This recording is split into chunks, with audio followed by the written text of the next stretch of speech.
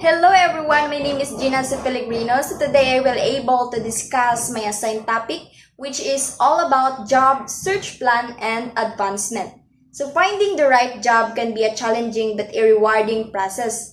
A well-defined job search plan combined with proactive approach to professional development significantly increase your chances of success. So before you find a job, you need to analyze your skills, abilities, and interests. So number one, evaluate your skills. Evaluating your skills is crucial for a success job search. It involves taking an honest assessment of your strengths and weaknesses, identifying areas for improvements, and understanding how your skills align with your career goals. So, for example, consider your technical and soft skills like communication, teamwork, and any specialized knowledge you possess. So, here are essential skills for administrative professional. So, number one is communication. So, communication, this is about clearly and effectively sharing information. It's either you're good in listening, reading, verbal presentation, and writing. So, the next one is interpersonal relations. So, it involves building and maintaining good relationships, like for example with your colleagues, clients, and other people. Then the next one is time management. So, time management.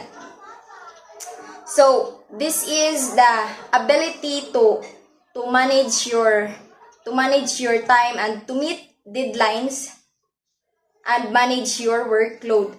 Then the next one is critical thinking. So this is the ability to objectively analyze information, evaluate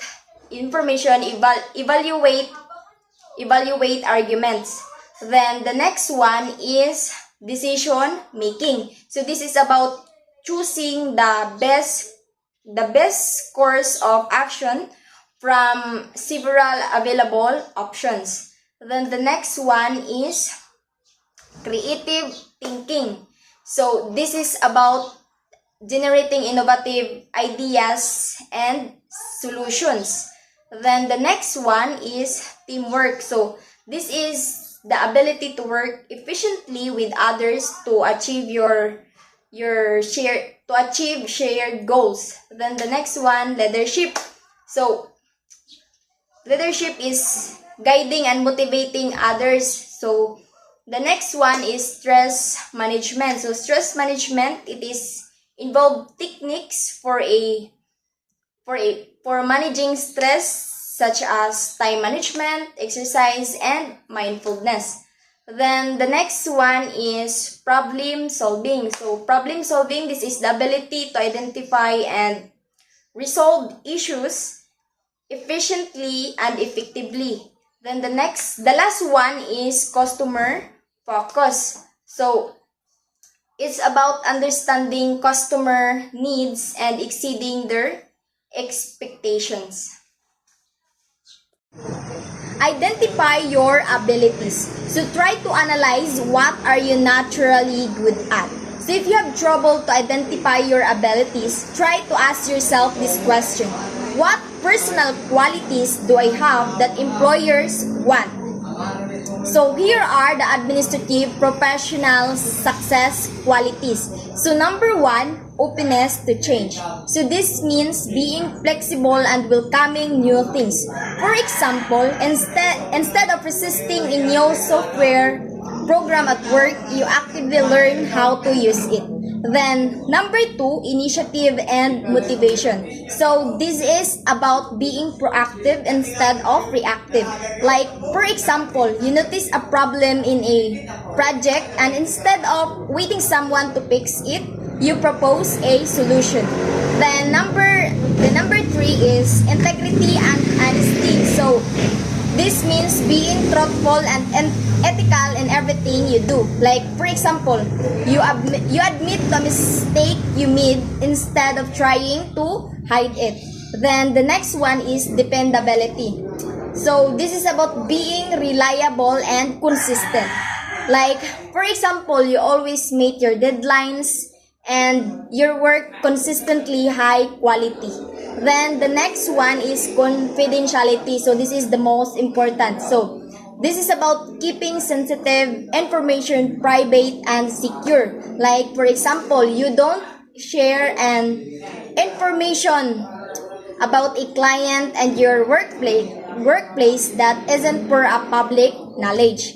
Then the last one is commitment to observing and learning. So this is about a dedication to continuously improvement, and it's about always looking ways to grow and learn both personally and professionally. Determine your interest. So determining your interest, it involves exploring what truly motivates and excites you in a work environment. So to determine your interests, you need to research different career paths and see which one align with your interests. So if you have trouble to determine your interests, try asking yourself this question. If I had the opportunity to do something all day long, what it be? In other words, what are your passion? Like, for example, are you interested in a legal profession in the court system? If so, you might want to work in an attorney's office or the local or state judicial system. So the next one is set goals. So as you begin applying for a job, you should think through your long-term and short-term goal. Like, for example, short-term goal, maybe obtain a job in an organization where you can use your skills. And then when we talk about a long-term goal, is an organization where you can build a successful career. Then the last one is look for a mentors. So find someone with experience in your field. A mentor can provide guidance, support, and advice as you navigate your career journey. So don't be afraid to ask for advice for one or more mentors.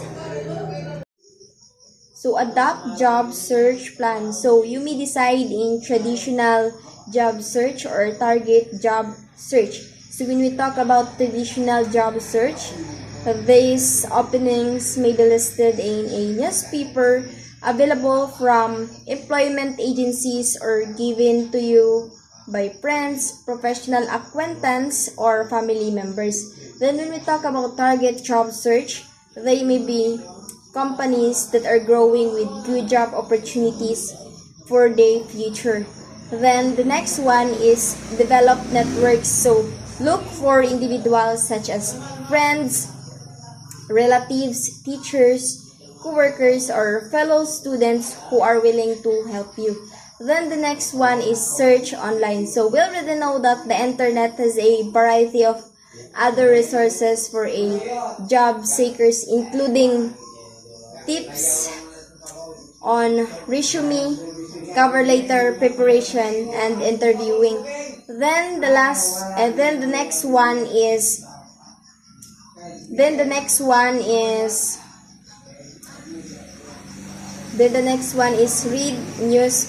read newspaper. So scan newspaper advertisement periodically during your job search, particularly in a Sunday newspaper where generally carries two most ads.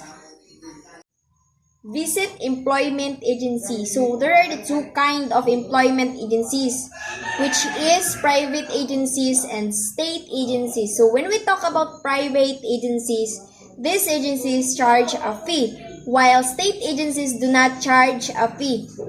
So it's up to you on what agencies do you want to visit. Then the next one is work with your college or university. So these offices can help you prepare for a job interview, show you how to write a resume and application letter, Offer a testing to help you determine your interest.